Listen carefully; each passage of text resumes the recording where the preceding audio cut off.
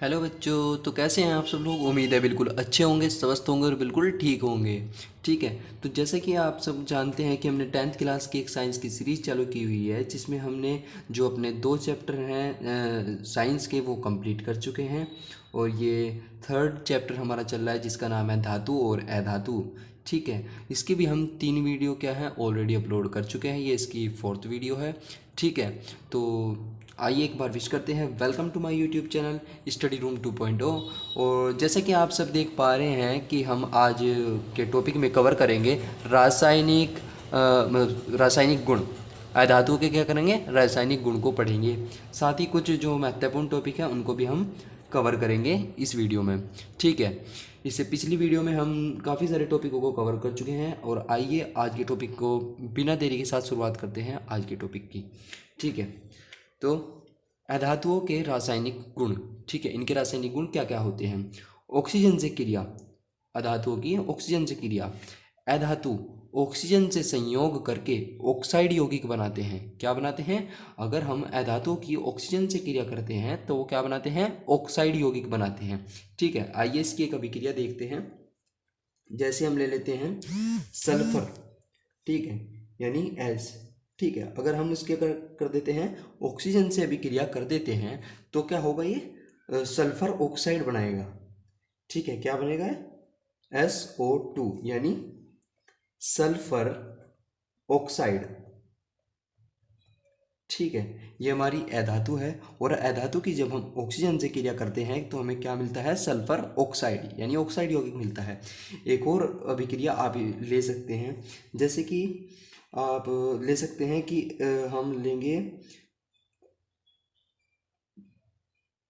Carbon धातु। ठीक है। हम ले लेते हैं कार्बन धातु, ले लेते हैं अधातु ले लेते हैं, माफ़ कीजिएगा, अधातु यानी सी। ठीक है। कार्बन। और जब हम इसकी अभिक्रिया किससे करते हैं? ऑक्सीजन से करते हैं O2। ठीक है। तो हमारा क्या बनता है? हम दो ही अणु क्या लेंगे? कार्बन के लेंगे, और ये बन गया हमारा 2CO। ठीक है। ये बन गया carbon carbon mono mono mono oxide. ठीक है। ये क्या बन गया हमारा? Carbon monoxide. तो जैसे ही हम किसी अधातु की ऑक्सीजन से क्रिया करते हैं तो हमें क्या प्राप्त होता है? अधातु ऑक्साइड प्राप्त होता है। यानी हम जैसे कि सल्फर अधातु ली है तो हमें क्या प्राप्त होगा? Sulphur oxide. हमने कार्बन अधातु ली है तो हमें क्या प्राप्त होगा? Carbon monoxide. ठीक है। एक अणु है क्योंकि यहाँ पे कार्बन का। ठीक है। तो यहाँ पे कार्बन मोनोऑक्साइड। ठीक है।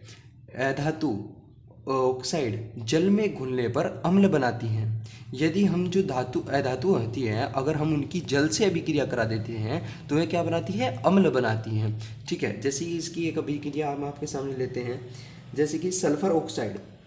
ठीक है। SO2 हमने क्या लिखा है? अधातु ऑक्साइड, तो हमने ले लिया सल्फर ऑक्साइड, ले लिया हमने। हम इसकी क्या करते हैं? जल से क्रिया करा देते हैं, H2O। ठीक है। ये हमारा हो गया जल। जैसे ही हम इसकी अभिक्रिया कराएंगे तो हमें क्या प्राप्त होगा? H2SO3। ठीक है। SO3 ये क्या हो गया हमारा? Sulphuric sulphuric sulphuryl sulphuryl.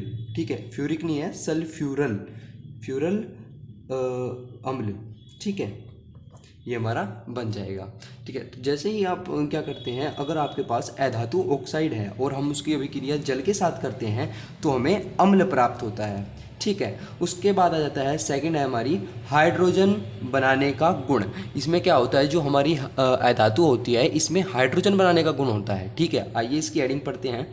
अधातु hydrogen से संयोग करके हाइड्राइड यौगिक बनाते हैं। क्या बनाते हैं? हाइड्राइड यौगिक। अगर हम इसकी क्या करते हैं? अधातु की हाइड्रोजन से भी क्रिया कर दें या संयोग कर दें तो हाइड्राइड यौगिक बनाते हैं। ठीक है। आइए इसकी एक अभिक्रिया देखते हैं। जैसे अधातु ले लेते हैं हम N2 नाइट्रोजन। ठीक है। इसकी क्या कर दी हमने? हाइड्रोजन से अभिक्रिया कर दी, लेते हैं 3H2। ठीक है। जैसे ही हम ये अभिक्रिया करेंगे तो हमें क्या प्राप्त होगा? हाइड्राइड यौगिक। ठीक है। हाइड्राइड यौगिक यानी 2NH3। ये क्या है हमारा? Ammonia ammonia. ठीक है। और ये क्या था हमारा? अधातु। नाइट्रोजन, ठीक है, नाइट्रोजन, ठीक है। देखिए आपने, जब नाइट्रोजन यानी जो अधातु है, अगर हम उसकी हाइड्रोजन से अभिक्रिया कर देते हैं तो हमें क्या प्राप्त होते हैं, हाइड्राइड यौगिक प्राप्त होते हैं, ठीक है। उसके बाद आ जाता है हमारा तनु अम्लों से क्रिया। अधातुओं पर तनु अम्लों का कोई प्रभाव नहीं होता। जो हमारे तनु अम्ल होते हैं, अगर हम उनकी अभिक्रिया अधातुओं के साथ करना चाहते हैं तो उस पर उनके कोई भी रासायनिक गुण में कोई भी परिवर्तन नहीं आएगा या उन पर कोई भी प्रभाव नहीं पड़ेगा, ठीक है। उसके बाद आ जाता है हमारा अधातु के उपयोग। इसका उपयोग, जो अधातु होते हैं इनका उपयोग कहाँ किया जाता है, ठीक है। तो पहला जाता है वनस्पति घी के निर्माण में, ठीक है। वनस्पति घी के निर्माण में भी इसका उपयोग किया जाता है, यानी अधातु, जो हमारी अधातु है, हाइड्रोजन घी के निर्माण में प्रयुक्त होती है, ठीक है। यानी जो हमें वनस्पति तेल मिला है, जो हमें हमारा वनस्पति तेल है, अगर हम उसकी हाइड्रोजन से अभिक्रिया कर दें निकल की उपस्थिति में, साथ ही 180 से 200 डिग्री सेल्सियस के बीच में टेम्परेचर पर गर्म करते हुए, जो हम अगर ऐसी अभिक्रिया कर दें कि वनस्पति तेल की हाइड्रोजन के साथ निकल की उपस्थिति में, और इस जो टेम्परेचर हमें दिया है इसके बीच में, तो हमें क्या प्राप्त हो जाता है, वनस्पति घी का निर्माण हो जाता है, ठीक है। उम्मीद है आप समझ गए होंगे। उसके बाद आता है जल के शोधन में, यानी क्लोरीन रोगाणुनाशक होते हैं हमारे, जो हमारे क्लोरीन होती है वो रोगाणुनाशक होती है, ठीक है। अतः क्लोरीन जल शोधन में काम आती है, ठीक है। और क्लोरीन क्या है, अधातु है, ठीक है। जीवों की वृद्धि में नाइट्रोजन प्रोटीन के रूप में जीवों की वृद्धि एवं अंगों की मरम्मत में सहायक होती है। जो हमारी नाइट्रोजन होती है वो यह क्या है, अधातु है, और ये क्या करती है, हमारी जीवों की वृद्धि करने में अंगों की, और अंगों की मरम्मत। आपको लगता है कि चोट लग जाती है या कुछ भी हो जाता है दुर्घटनावश, तो क्या होता है कि जो अंगों की मरम्मत होती है उसमें भी हमारी नाइट्रोजन जो होती है वो प्रोटीन के रूप में कार्य करती है, और ये एक अधातु है, ठीक है। उसके बाद फोर्थ आ जाता है हमारा कृत्रिम श्वसन में, ठीक है। ऑक्सीजन और नाइट्रोजन का निर्माण 1:4 कृत्रिम श्वसन में प्रयुक्त होती है, ठीक है। जैसे कि आप सब देख पा रहे हैं कि ऑक्सीजन और नाइट्रोजन का जो मिश्रण होता है, उसका जो कृत्रिम श्वसन, जो हम कहते हैं कि ऑक्सीजन के भरे सिलेंडर होते हैं जो मरीजों को लगाए जाते हैं, ठीक है, उसका जो अनुपात होता है वो 1:4 के रूप में जो कृत्रिम श्वसन हमें दिया जाता है उसमें प्रयुक्त किया जाता है, ठीक है। उसके बाद आ जाता है कुछ तत्वों के इलेक्ट्रॉनिक विन्यास, ठीक है। तो आपकी स्क्रीन पर एक चित्र आ रहा है जिसमें हमने क्या है, काफ़ी सारे जो आपके सामने तत्व लिखे हुए हैं, साथ ही उनकी परमाणु संख्या लिखी हुई है और उनके कोष इलेक्ट्रॉनों की संख्या।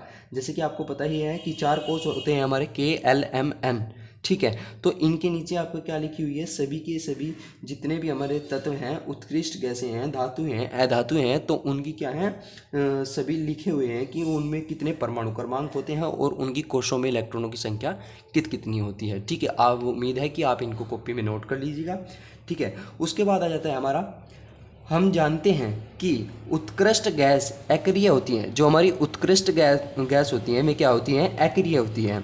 उनकी अक्रियता के कारण, जो उनकी अक्रियता का कारण है, उनके बाह्यतम कोश में, जो उनका बाह्य कोश होता है, जैसे KLMN है, तो कोई भी अगर आप तत्व का इलेक्ट्रॉनिक विन्यास लिखते हैं तो जो उसके बाहरी कोश होता है उसमें जो इलेक्ट्रॉन होते हैं वे 8 हैं, अर्थात इसका अष्टक पूर्ण है। अगर उसके जो आखिरी ऑर्बिटल होगा, जो आखिरी कक्षक होगा, अगर उसमें पूरे के पूरे 8 इलेक्ट्रॉन आप आ जाते हैं तो वो उसका क्या होगा, अष्टक पूर्ण माना जाता है। लेकिन हीलियम इसका अपवाद है। हीलियम अपवाद क्यों है, हीलियम के जो परमाणु क्रमांक होता है वो 2 होता है, ठीक है। तो 2 जो होता है वो पहली कक्षक में ही पूर्ण हो जाता है, तो उसे सेकेंड कक्षक में जाने की आवश्यकता नहीं पड़ती है, ठीक है।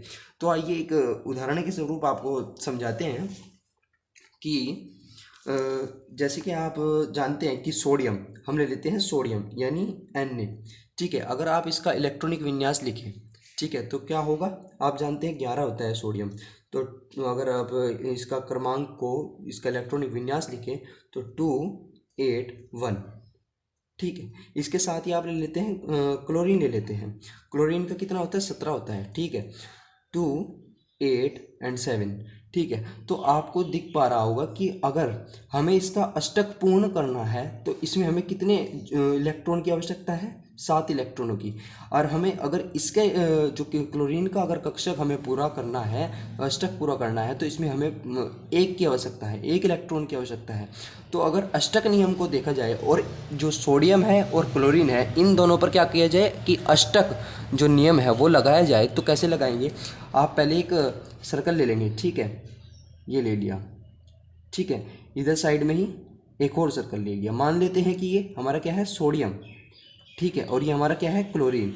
तो आप जानते हैं कि 2 8 दोनों के जो दोनों कक्षक हैं वो फुल कर दिए हमने, ठीक है, इधर भी 2 8। आप देखते हैं कि 7 इलेक्ट्रॉन जो हैं क्लोरीन के बाकी हैं और 1 इलेक्ट्रॉन क्या है, सोडियम का बाकी है। तो हम क्या करते हैं, अगर हम दोनों अगर सोडियम को और क्लोरीन को मिलाते हैं तो इनका अष्टक पूर्ण कैसे होता है? जैसे कि सोडियम का हमने एक इलेक्ट्रॉन यहाँ पे लिख दिया और साथ ही क्लोरीन के भी 7 इलेक्ट्रॉन हमने यहाँ पे दे दिए, 1 2 3 4 5 6 और 7, ठीक है। हमने यहाँ क्या किया कि हमने 7 इलेक्ट्रॉन जो थे क्लोरीन के वो भी दे दिए और जो सोडियम के थे वो भी दे दिया। अब आप देख पा रहे होंगे कि एक बंध बन गया, ठीक है। इससे क्या हो रहा है कि सोडियम का भी अष्टक जो है वो पूर्ण हो गया। कैसे? 2 और 8, ये तो 2 कक्षक तो पहले ही भरे हुए थे, तो एक तो हमारा सोडियम का हो गया और 7 अणु सात इलेक्ट्रॉन किसके हो गए? क्लोरीन के हो गए। तो इसका क्या हो गया? सोडियम का अष्टक पूर्ण हो गया। और क्लोरीन का अष्टक कैसे पूर्ण हुआ कि हमारे पास 7 तो इलेक्ट्रॉन थे आखिरी कक्षक में, साथ ही हमने 1 इलेक्ट्रॉन से बंध बना लिया सोडियम के, ठीक है। ऐसे हमारा क्या हो गया, सोडियम का और क्लोरीन का दोनों का अष्टक क्या हो गया? पूर्ण हो गया, ठीक है। इसे अष्टक नियम भी बोलते हैं। उसके बाद आ जाता है हमारा धातु और अधातुओं के बीच आयनिक बंध, ठीक है। धातु और अधातुओं के बीच आयनिक बंध, वे बंध जो असमान तत्वों के मध्य इलेक्ट्रॉन आदान प्रदान द्वारा बनते हैं आयनिक बंध कहलाते हैं, ठीक है। ध्यान देंगे, यानी वे बंध जो असमान तत्वों के बीच, जो समान नहीं होते, उन तत्वों के मध्य इलेक्ट्रॉन का आदान प्रदान, जैसे कि यहाँ पे हमने आदान प्रदान किया है कि 1 इलेक्ट्रॉन क्लोरीन को दे दिया और 7 इलेक्ट्रॉन हमने क्लोरीन के सोडियम को दे दिए। ऐसे ही आदान प्रदान को क्या कहते हैं? हम आयनिक बंध कहते हैं, ठीक है। आइए कि इसका भी एक एग्जाम्पल लेते हैं। इसका एग्जाम्पल हम ऊपर ले लेते हैं, ठीक है। तो इसका ले लेते हैं हम, जैसे हमने ले लिया पोटेशियम, ले लिया और हमने दोबारा ले लिया क्लोरीन, ठीक है। पोटेशियम के कितने होता है हमारा?